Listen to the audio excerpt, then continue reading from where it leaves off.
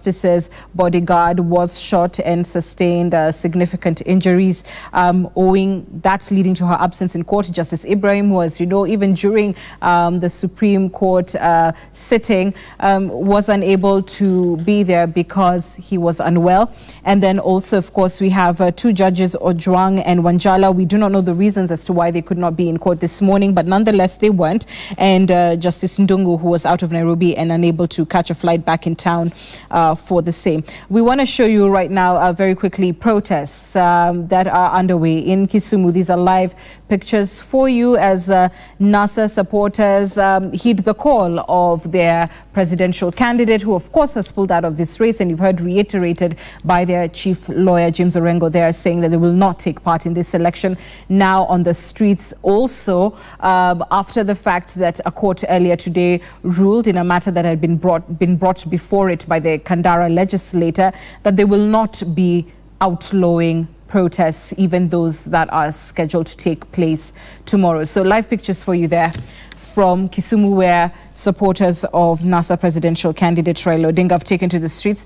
We also get word that there's a significant press briefing going underway in Mombasa, that of the security position in Mombasa. Nelson Marwa, I understand, is speaking right now. We'll shortly get you more information on that. But obviously, the question of security just hours to a controversial presidential poll being a major consideration. I'm going to return to my panel now because we still have one more case that is expected before the courts, and that is of Harun Mwau. That should be before Justice Mativo, of course, in a lower court.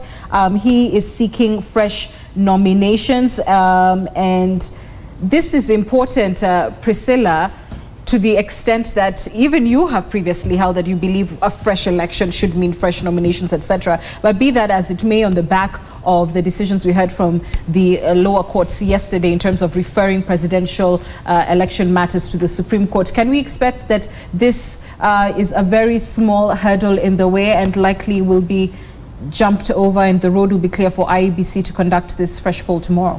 Yes, I think that is true. It would be really shocking for a judge of the High Court to do what the Supreme Court has not been able to do.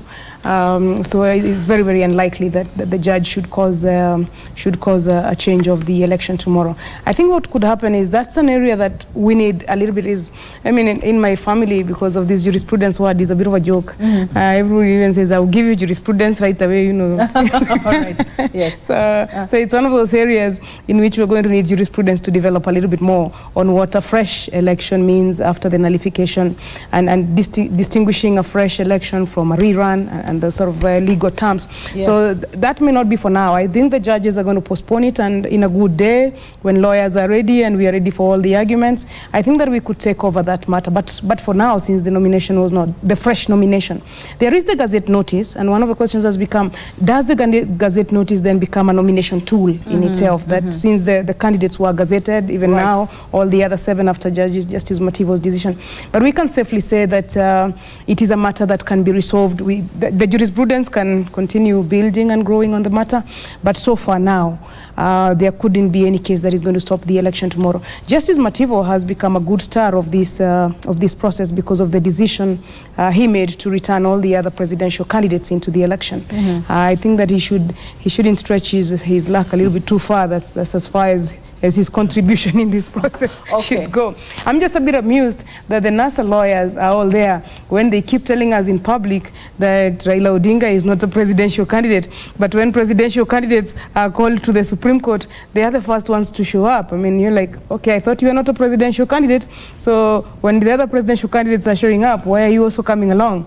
So, I mean, I think that this election will go on. There's probably a lot of politics about whether NASA is going to be there or not, but as far as the law is concerned, as far as their own status as a presidential candidate, just confirmed from what we saw in the Supreme Court is concerned, I think they remain presidential candidates, and their candidate remains on the ballot tomorrow. I want to talk to you, Dr. Lutalala, a little bit about the process of you know, the sittings of the Supreme Court. We know what the quorum should be. It is 5. And judges can be unavailable for varied reasons. So of course, there you are with DCJ, owing to the instance that happened yesterday. We have another judge, Ibrahim, who has been unwell for quite a period of time now. And then the absence of the 3 on various grounds. But be that as it may, the court said we will revisit this matter at a later date. We're going to give a new date through the registry, but the reality is that what this case is meant to challenge is an event that takes place in a matter of hours. So pretty much unlikely that anything would happen in this respect.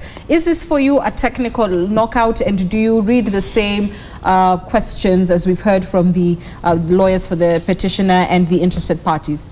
Yeah, you know, Anne, it's only the good Lord who can read the intent of a human being. Right. For us fellow mortals, all we can do is try and speculate based on the environment and the circumstances that are known to us. There is a sense in which you feel that the Supreme Court is washing its hands off.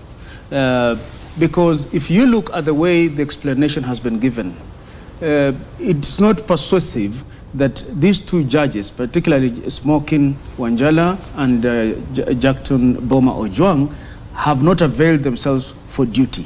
No reason is given, just that they cannot come to court. That's not persuasive. Njoki Ndung'u as well, she can't find a flight back. I don't know whether they said back home or back to Nairobi. Right. So that would mean it was a domestic flight.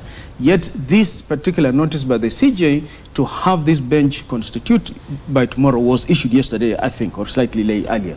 So there is a way in which you feel, and again, with due respect to the justices, because this is merely speculative, that they have decided that, hey, let this be sorted elsewhere, but not us. The biblical, was it Pontius Pilate? Yes, who washed his hands. Who washed his hands and said, look, I see no harm in this, but you do it as you wish. Secondly, there could also be a genuine lack of quorum, because there is a way in which you wonder, why now? I mean, in the last minute to the election, that could then also be interpreted by the justice, and rightfully so, that these particular petitioners, maybe at the behest of other interests, are being used to scuttle the election that is destined for tomorrow, and in so doing, set up the judiciary against the other side of the political divide, which has been very venomous in ridiculing and intimidating the judiciary for the decision that was made on 1st of September. So, in my view, I get the feeling that the lack of quorum is not so coincidental, but as I said again with respect to the justices, this is merely speculation. What this means, therefore, as Paul Mwite has said, the elections go on. And I've said so, that the election will go on. Not necessarily because everything is right, but it's because that is the bit of the judgment that is being acted on. The rest, it appears, will be sorted after the election. My fear about after the election is this, Anne. We've just seen what happened to the DCJ's bodyguard. In these times, you can hardly want to say that that is a simple act of criminality, particularly when you remember that a murder has occurred within the IBC, and to date nobody's talking about in the security forces. When you look at the social media, things which we cannot say on national mainstream media, you get the fear that perhaps this is one of the intimidation strategies by the politicians. And after 26th, I do not buy the suggestion that we can then have a national dialogue. In 2007, after we killed so many of each other, the Kriegler Commission came. The recommendations have never bothered us to look at. So nothing is bigger now that will make us talk about national cohesion after this. After 26th, whichever way it goes, we can only pray to God that the extremists do not destroy our country, because that's what would happen to come. Let me finalize by commenting what my sister Nyokabi had said, that there is no law under which this election can be called off. Indeed, under the Election Act, in the event that there is insecurity, the Election Act empowers the IEBC to cancel elections in those particular areas on grounds of lack of safety and peace, which do not guarantee a constitutionally agreeable elections to go on.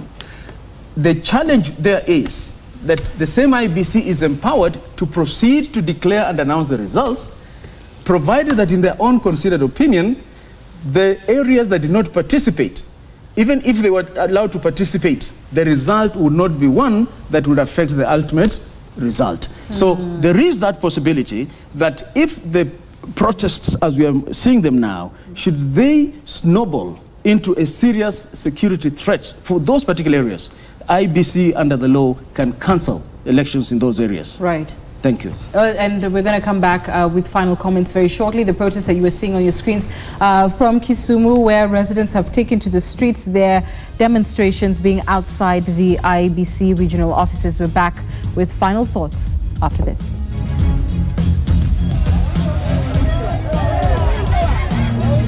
I want to request our political leaders who are here